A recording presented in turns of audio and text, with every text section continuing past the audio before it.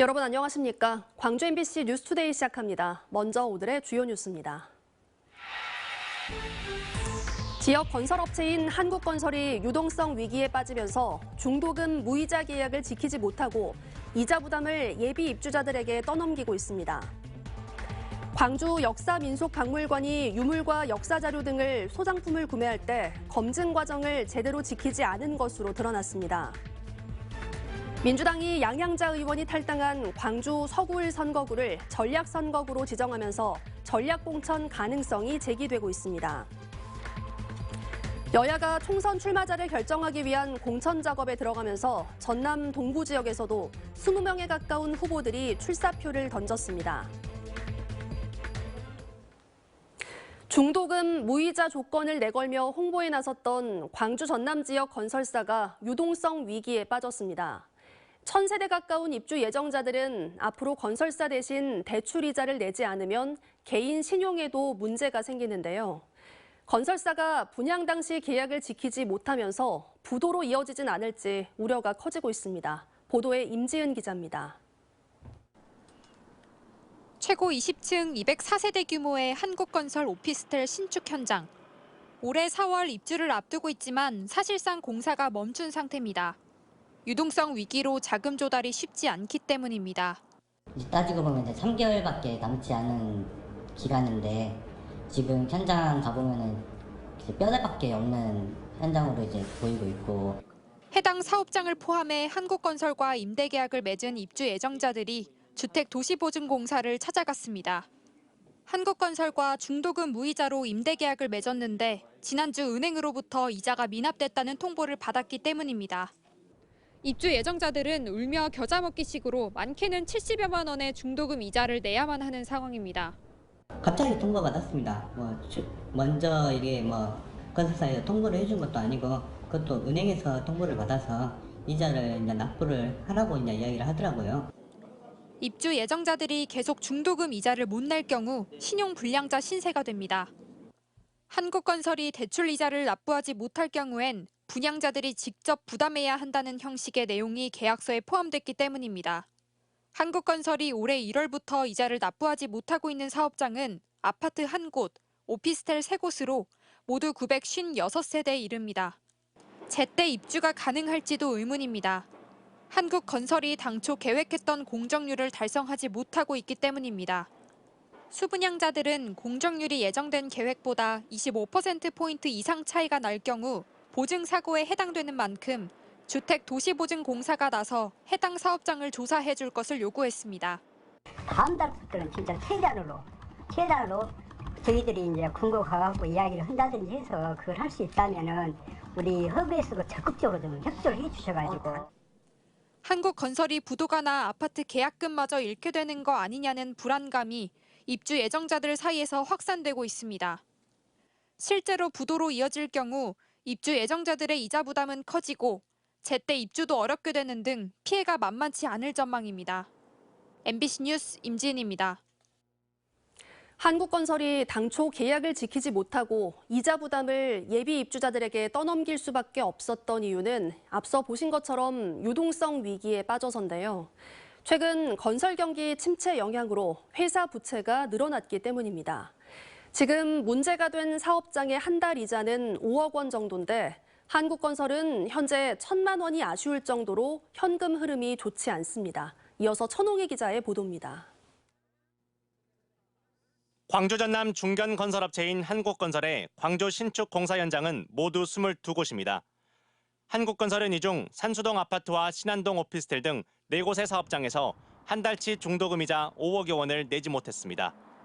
최근 건설 경기 침체로 한국건설의 부채가 2배 정도 늘어났고 회사로 현금이 들어오지 않으면서 한국건설은 중도금 이자조차 내지 못하는 상황이 됐습니다.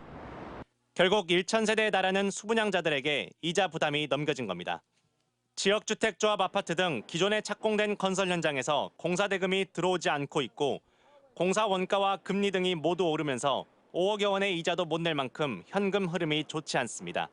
어려운 상황이다 보니까 저희 입장에서는 지금 1,000만 원도 엄청나게 크게 지금 작용하는 돈이다 보니까 5억이라는 돈이 지금 엄청 크게 느껴지는 거죠, 지금. 한국건설의 위기설이 커지고 있지만 주택도시보증공사가 지금 개입하기도 어려운 상황입니다. 공사 현장의 예정 공정률과 실제 공정률의 차이가 한 달 기준으로 25%포인트 이상 차이가 나면 주택도시보증공사에서 보증사고 사업장으로 지정해 관리합니다. 하지만 현재 사업장 4곳의 공정률 차이는 많게는 24%포인트로 기존 요건을 충족하지 않고 있습니다. 저희가 보증사고를 안 내려고 일부러 그런 사람들은 아니고 네, 요건 충족되면 당연히 이행해드려요. 한국건설과 관련된 협력업체는 200여 곳.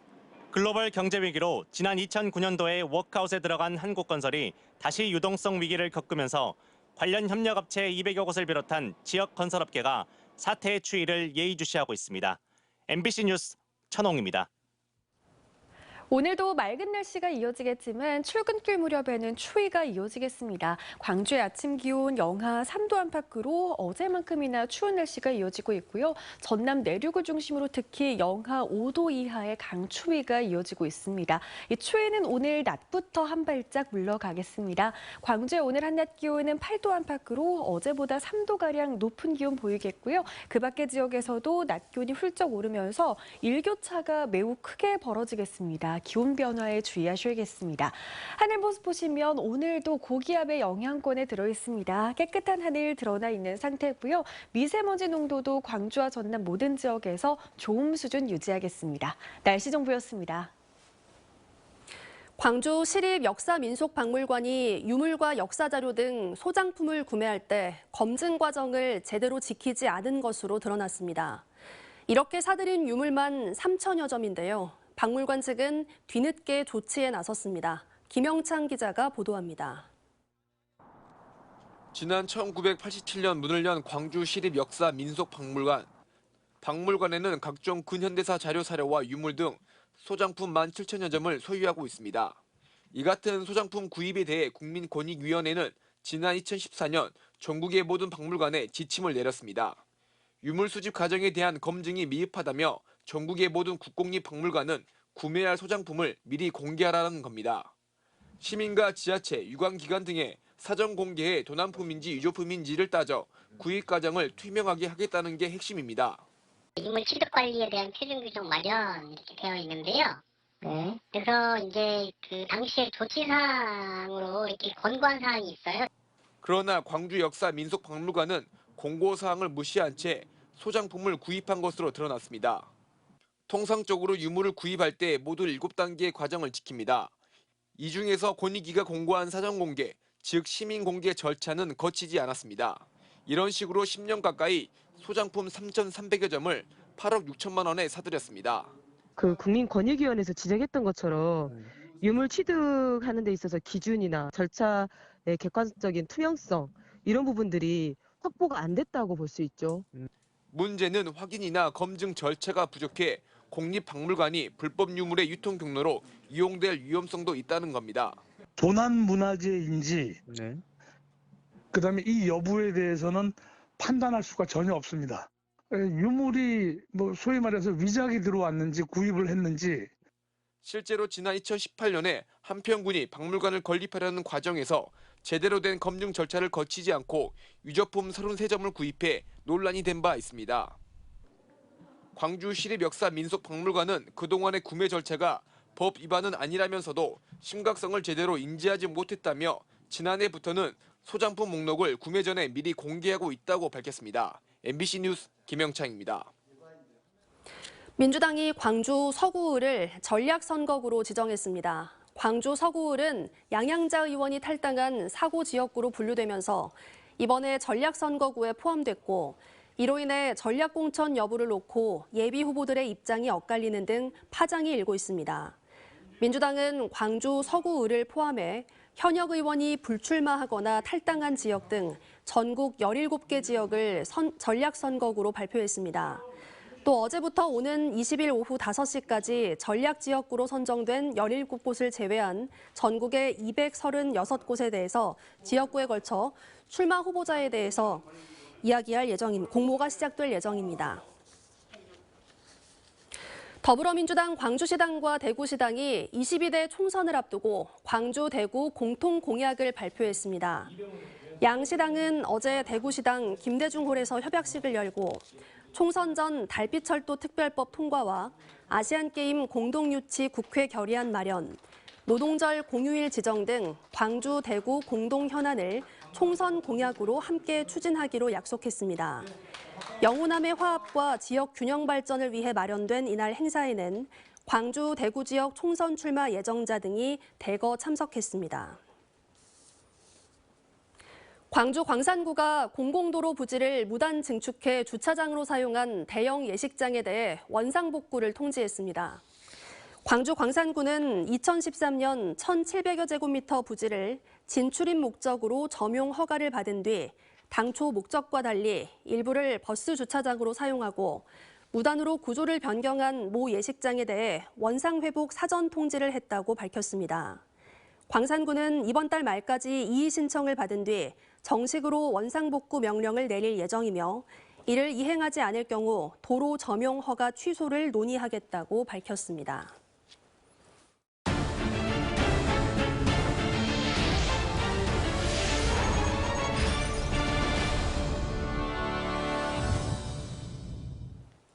여야가 총선 출마자를 결정하기 위한 공천 작업에 들어갔습니다. 전남 동부 지역에서도 20명에 가까운 후보들이 공식적으로 출사표를 던졌는데요. 지금까지 예비 후보로 등록한 인사들을 포함해 지역별로 어떤 인물들이 출마하는지 문영철 기자가 정리했습니다. 여수갑의 예비 후보 등록을 마친 사람은 박기성 전 성균관대 겸임교수와 이용주 전 국회의원 등 2명입니다. 여기에 현역인 주철현 의원과 박정수 국민의힘 전남도당 환경분과위원장까지 더해 4명이 후보군으로 거론됩니다. 민주당 소속의 김순빈 전 여수시 의회 부의장은 후보자 검증위원회에서 부적격 판정을 받아 출마가 불발됐습니다. 여수 을에서는 민주당 조계원, 권오봉, 진보당 여찬 후보가 등록을 마쳤습니다. 김회재 의원과 김희택 국민의힘 전남도당 대외협력위원장도 후보로 등록할 예정입니다. 순천 광양 곡성 구례갑에서는 민주당 김문수, 서가번, 손은모, 진보당 이성수 후보가 등록했습니다. 민주당에서는 소병철 의원과 신성식 전 검사장, 조용우 전 청와대 비서관, 개혁신당에서는 천하람 위원장도 출마 의사를 밝혀 전남 동부 지역 선거구 가운데 후보군이 가장 많습니다. 순천 광양 곡성 구례을에서는 민주당 권향엽, 유근기, 이충재, 진보당 유현주 후보가 출사표를 던졌습니다. 여기에 민주당에서는 서동용 의원과 정한중 한국외대 교수, 국민의힘에서는 이정현 전 의원도 선거전에 뛰어듭니다. 국민의힘 추우용 당협위원장은 이정현 전 의원의 출마로 이번 총선에 나오지 않기로 했습니다.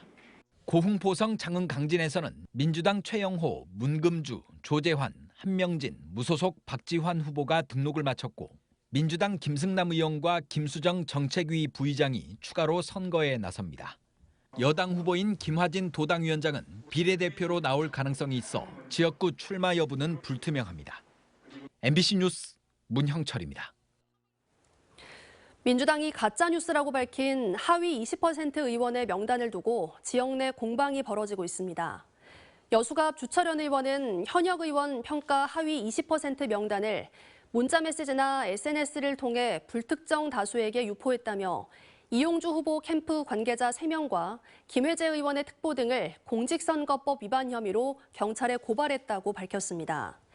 이에 대해 이용주 후보는 보도자료를 통해 SNS 등을 통해 누구나 알 수 있는 정보를 갖고 경찰에 고발한 것은 과열 혼탁 선거를 불러오는 과도한 조치라고 비판했습니다. 강위원 더불어민주당 대표 정무특보가 총선 불출마를 선언했습니다. 광주 서구갑 출마를 준비했던 강 특보는 어제 입장문을 통해 국회의원으로 일할 권한을 얻고자 했던 꿈을 내려놓겠다며 이같이 밝히고 강 특보는 규정상 적격 여부와 관계없이 저로 인해 이재명 대표와 민주당의 총선 승리 전략을 흔들게 둘 수 없다고 판단했다며 불출마 이유를 설명했습니다. 김경만 국회의원이 4월 총선에서 광주 서구을 출마를 공식 선언했습니다. 민주당 비례대표 국회의원인 김 의원은 지금 서구에는 민생경제 전문가, 윤석열 정부를 심판할 적임자가 필요하다며 힘 있는 재선 국회의원으로 현안도 해결하고 정권 교체도 이끌겠다며 지지를 호소했습니다. 김광진 전 광주시 문화경제부시장은 오는 4월 총선에서 광주 서구을에 출마하겠다고 선언했습니다. 김 전 부시장은 민주당 비례의원을 거쳐 청와대와 광주시에서 쌓은 경험을 바탕으로 서구 정치의 불안전성을 끝내고 지역민과 함께 광주의 대전환, 서구의 대변화를 이끌겠다고 강조했습니다.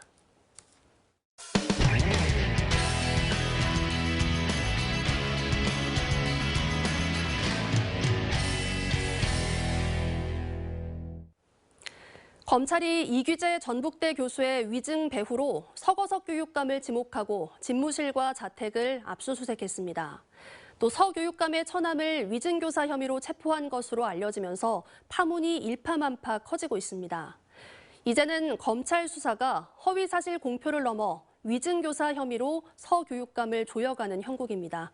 전주문화방송 허현호 기자입니다. 전라북도 교육청 내 교육감 집무실. 굳게 닫힌 문을 열고 검찰 수사관들이 속속 사무실에 들어섭니다. 교육감 집무실과 자택 등을 동시에 압수수색하면서 검찰이 서거석 전라북도 교육감에 대한 전면적인 강제 수사에 나선 겁니다. 영장, 수색영장에 대해서는 아까 변호인이 보셨기 때문에 제가 따로 드릴 말씀은 없습니다. 압색은 어느 정도 몇 시간 동안 진행된 거예요? 죄송합니다. 저희가 공식적으로 말씀드릴 수 있는 게 없습니다. 서거석 교육감의 처남 유모 씨까지 위증교사 혐의로 체포돼 사건이 급물살을 타고 있습니다. 검찰은 유 씨가 이규재 전북대 교수의 거짓 증언을 시킨 것으로 보고 신병을 확보하는 한편 예산 관련 서류를 증거로 압수한 것으로 알려졌습니다. 압수수색 영장에 적시된 혐의 역시 위증교사.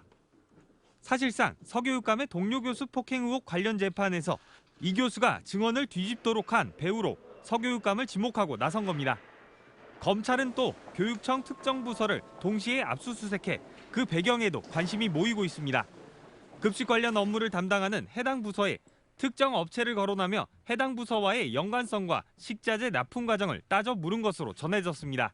아마도 이번에 지금 위증 교사 혐의 연루가 된 건가요?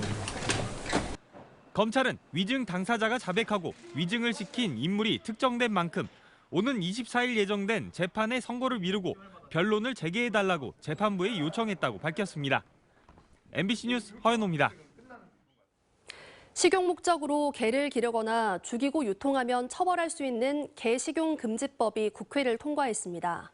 3년간의 처벌 유예 기간이 있지만 종사자들의 업종 전환은 물론 수십만 마리에 달하는 사육 중인 개들을 보호할 대책 마련까지 과제가 적지 않습니다. 대전문화방송 박선진 기자가 보도합니다. 65년간 대를 이어 운영 중인 보신탕집. 점점 손님이 줄고 있지만 단골 손님들로 가게를 유지해왔습니다. 하지만 최근 개식용금지법 제정으로 이제는 폐업이나 업종 전환을 고민해야 하는 상황입니다. 그냥 놔둬도 이런 신세대들이 싫어서 안 먹는 건 자연히 역사 속으로 사라지는 건 억울하지가 않다는 거예요. 갑자기 이거 여기서 콩나물 국밥을 하는들 되겠어요? 먹을 목적으로 개를 잡거나 사육, 유통하면 최고 3년 이하의 징역, 3천만 원 이하의 벌금에 처해집니다. 3년간은 이 처벌이 유예되는데 정부는 업종 전환 등의 지원 방안을 마련할 계획입니다. 동물보호단체들은 잔인한 도축 등 불법 행위에도 방관했던 개 식용 산업이 역사 속으로 사라지게 됐다며 환영합니다.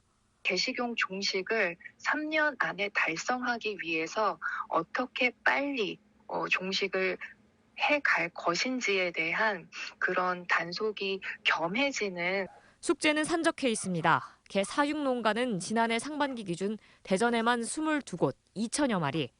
육견협회는 폐업 보상으로 개 한 마리에 최대 200만 원까지 보상을 요구하는데 이 주장대로면 대전에서만 40억 원의 예산이 필요합니다.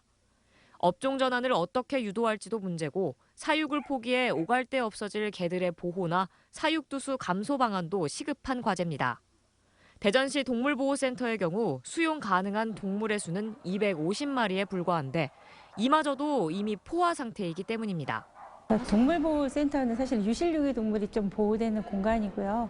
그 개 농장의 개들이 그쪽으로 보호될 수 있는 건 조금 아니라고 생각이 돼서 법 시행을 전후해 관련 산업의 음성화를 막을 대책도 함께 마련해야 한다는 지적도 있습니다. MBC 뉴스 박선진입니다. 부산 MBC를 포함한 검찰 예산 검증 공동취재단의 검찰 특수활동비 오남용 보도 이후 특수활동비 집행 기준에 큰 변화가 생겼습니다. 올해 정부 예산 집행의 기본 원칙과 기준을 정한 예산 지침이 개정됐는데 기획재정부가 기밀 유지 필요성이 낮은 경비에 특활비 집행이 불가능하도록 지침을 대폭 강화했습니다. 부산문화방송 류재민 기자입니다. 부산 MBC는 검찰 예산 검증 공동취재단의 검찰 특수활동비 오남용 실태 집중 보도 이후 올해 예산에 반영된 검찰 특수활동비는 72억 원으로 지난해보다 10% 줄었고 법무부와 검찰은 그동안 공개되지 않았던 특수활동비 지침을 국회에 공개했습니다. 투명성 제고의 필요성에 대해서 저도 늘 느끼는 바입니다만 저희도 이번 이 여러 가지 논란이 있었지 않습니까? 대검하고 이 부분에 대해서 저희가 그래도 조금 더 진일보할 수 있는 방법이든지를 논의해 보겠습니다. 예산을 담당하는 기획재정부도 검찰의 특수활동비 집행 기준을 강화했습니다. 지난 3일 정부 모든 부처에 내려진 2024년도 예산 및 기금 운용 계획 집행 지침. 정부에 편성된 예산 집행에 대한 기본 원칙과 기준을 정한 건데 검찰을 포함한 모든 부처가 이 지침을 준수해야 합니다. 지난해 집행 지침엔 다른 예산 항목으로 집행이 가능한 경비는 특수활동비로 집행하는 것을 지양한다고 돼 있었습니다. 하지만 올해 지침을 개정하면서 기밀 유지 필요성이 낮은 경비는 특수활동비로 집행하지 않아야 한다고 의무조항으로 바꿨습니다. 특수활동비 목적에 맞지 않게 집행해서는 안 된다는 것을 더욱 명확히 규정한 겁니다. 예산 지침에서 특수활동비 내용이 바뀐 건 지난 2017년 이영렬 전 서울중앙지검장의 이른바 돈봉투 만찬 사건이 터진 이후 처음입니다. 기존의 지침상으로도 기밀 요구되는 수사 활동이 아니면 특수활동비를 써서는 안 되는 것이었기 때문에 의미를 명확하게 한 정도가 아닌가 싶고 근본적으로는 국회에서 이 특수활동비에 관한 통제를 강화할 수 있는 법 개정을 해야 합니다. 특수활동비를 사용하는 각 부처에 특수활동비 심의위원회를 설치하고 수사나 재판이 끝나 기밀 유지 필요성이 사라진 특수활동비 집행 내역은 3년 뒤 공개하도록 하는 국가재정법 개정안은 지난달 28일 발의돼 현재 국회에 계류 중입니다. MBC 뉴스 류재민입니다. 기아 타이거즈가 내야수 서건창 선수를 영입했습니다. 기아 타이거즈는 서건창 선수와 연봉 5천만 원, 옵션 7천만 원 등 총액 1억 2천만 원에 계약했다고 밝혔습니다. 서 선수는 지난 2014년 시즌 201안타를 기록하는 등 13시즌 동안 2할 9푼 7리 타율에 491타점, 229도루를 기록하는 등 활약을 해왔습니다. 다음은 희망 2024 나눔 캠페인에 성금을 보내주신 분들입니다.